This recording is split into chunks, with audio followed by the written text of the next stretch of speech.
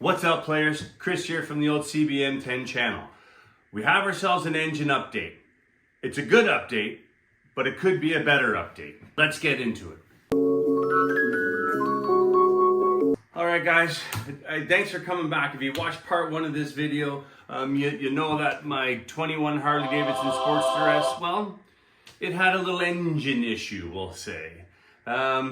It crapped out. The engine crapped. Well, the engine didn't crap out. I had an oiling issue. It started screaming and seizing and blah, blah, blah. See you later, engine. It's kind of toast-ish. I bought extended warranty. The bike's covered under warranty. I put an exhaust on the bike, and evil me, that makes the warranty not be valid anymore.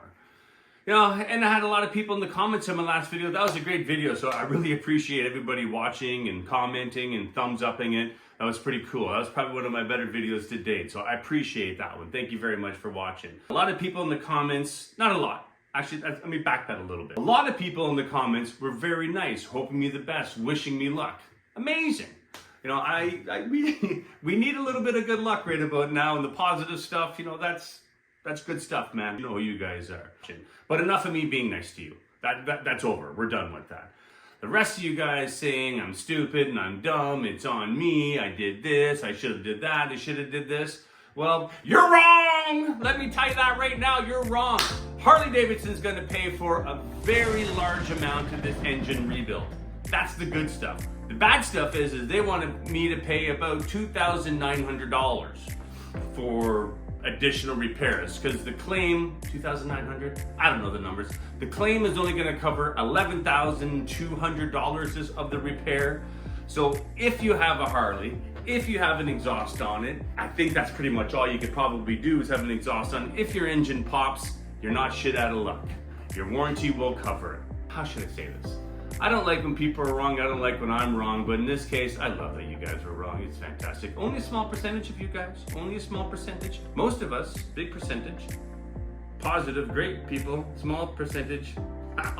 Yeah, squish. So I had a phone call from Phil from Harley Davidson, and Phil's had my back this whole time. Phil gave me a call this morning. I'm getting a whole new motor. I asked him, is it just gonna be replacement parts? Are you gonna rebuild my current engine? And I also asked him, is the engine I'm getting pretty much the exact same engine that I had in the bike? Is this issue gonna happen again? So Phil assured me I'm getting the latest version of the Sportster S engine. It's gonna be a complete built motor. They have to take a couple of sensors and hoses and pipes. There's a couple of things off intake, I guess, off my current bike, but the engine itself is coming complete from Harley. That's gonna take 3 to 4 weeks, I think he said. So that's gonna put us at the end of August, but the engine gets there. I figured, you know, and I may have said this in the last video, I'll be lucky to be riding by September. So turns out I think, like, if you can see I'm crossing my toes in my shoes. So if I'm lucky, I'll be riding in September. If I'm lucky. If not, I got good old faithful here, my 1992 Honda Goldwing. In the comments in the last video, a lot of people said, you know, Harleys are crap, the Sportster S is junk. I don't know. It's not like I've owned every single bike in the world. I have had a lot of Japanese bikes, which have been great. I work in the automotive business, and it's a luck of the draw. These are mass-produced machines. They're not hand-built and spec'd out to tolerances that are impossible to reach. I've always tell my customers, I sell cars, you can buy 10 of the exact same car, and in 10 years, you're gonna have 10 different vehicles. I assume motorcycles are the same. You buy 10 of the exact same bike, running for the exact same kilometers, X amount of time passes, you're gonna have issues, all different issues with all of them, and some of them no issues. So if you're one of those guys that have those Sportster S with no issues, hell yeah, good for you, man, good for you. I hope it stays that way. I like to try to be positive as much as I can, because there's a lot of negative crap in this world, and sometimes I'm Johnny Negative, and you know, things pile up and it gets frustrating. But the good news is, Harley's gonna pay for like 90% of the repairs. Now, with that being said, I'm gonna try to get them to cover the whole thing. Because if you've already accepted the fact that there is a problem with this bike, why am I paying for any of it? I don't think that's right. And it's had some issues. Yay me. I'm gonna hit them up, I'm gonna call them or email them, I'm not too sure yet. I've talked to some friends about this, and one of my buddies, and I kinda see where he's coming from. He said, wait, pay for the repair. Get the bike back, pay for the repair, get them to fix it as fast as possible, and then hit them up. Because if I start hitting them up now, why do I have to pay for this? Why do I pay for that? Well, I suppose they can turn around and say, beat it. I suppose they can slow the parts down. You know, this guy's being an asshole, blah, blah, blah. I don't know. So I think I'm gonna take that route. Now leave in the comments if you think this is a right route to take. Pay for the repairs, get the bike back, and then go after Harley for X amount of dollars I had to pay for it. Or do I go after them now but not pay for it? I honestly don't know. So I'm gonna lean on you guys. Maybe some of you have had this experience before. You know, please tell me what you think I should do. Obviously I have this YouTube channel. It's not massive, but it does get a few thousand views per video. Hey, if there's a lawyer watching, please hit the comments. Tell me your lawyer stuff. Like this means tell me your lawyer stuff. So this is what I'm thinking. Pay to have the bike repaired. Contact Harley Davidson. Try to say, you know, hey, why does an engine that's 2.5 years old, I have warranty, why is it failing? Why did it fail? This is somewhat of a known issue. I have a YouTube channel and I've been putting videos about my Harley Davidson Sportster S, my experience with it over the last few years. Now, if they come back at me and say, eat a dick, Chris, you're paying for it, that's just how it is. And then I might go at them and say, well, on my social media platform, my YouTube channel, I should say, this is gonna cost you a lot more money because I have, in the comments, if you're reading people saying, I'm taking my money back, I wouldn't buy one of those bikes, I'm pulling my deposit.